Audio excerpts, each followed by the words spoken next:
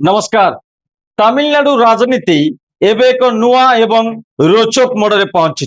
निर्वाचन फलाफल आसवा परे स्पष्ट होइछि जे राज्य रे जड़े नुआ सुपरस्टार का अभ्युदय घटी।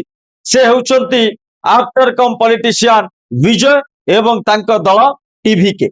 मात्र এই सफलता सह एबे क्षमता सिंहासन रे बसिबा पाई अंक कषा मध्य जटिल होइछि। तमिलनाडु विधानसभा रे सरकार गठन पाई जादुकरी संख्या होची 178 किंतु विजय टीवी के 108 सीट पाई सर्वबृहत दल भावे उभा होइतिले मध्य संख्या गरिष्ठतारु 10टी सीट पछरे रह जाइछि।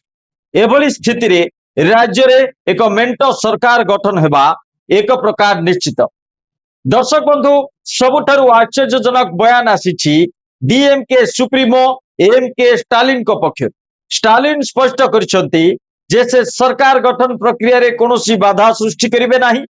स्टालिन कहिसंती राज्य रे आमे कोनोसी संवैधानिक संकट चाहुना।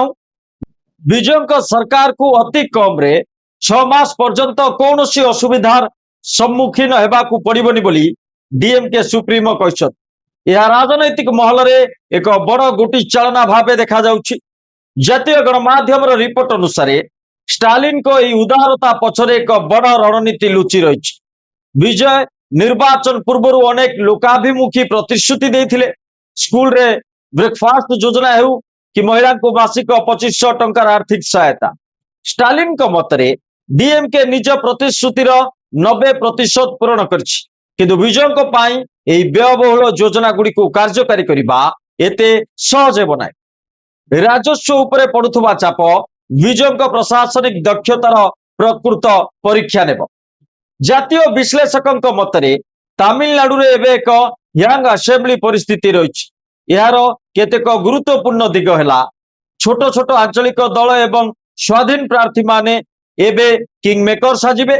राज्य रे बीजेपी और कांग्रेस दलर स्थिति एवं से माने काहाकू समर्थन करसंती ता सरकार रो स्थायित्व निर्धारण करिब।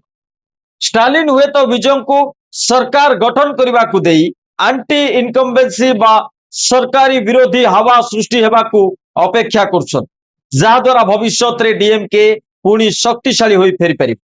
तमिलनाडु राजनीति रे थलापति विजय को एंट्री धमाकेदार होइछि सत किंतु संख्या गरिष्ठता बिना सरकार चलाइबा एक बड़ आघात।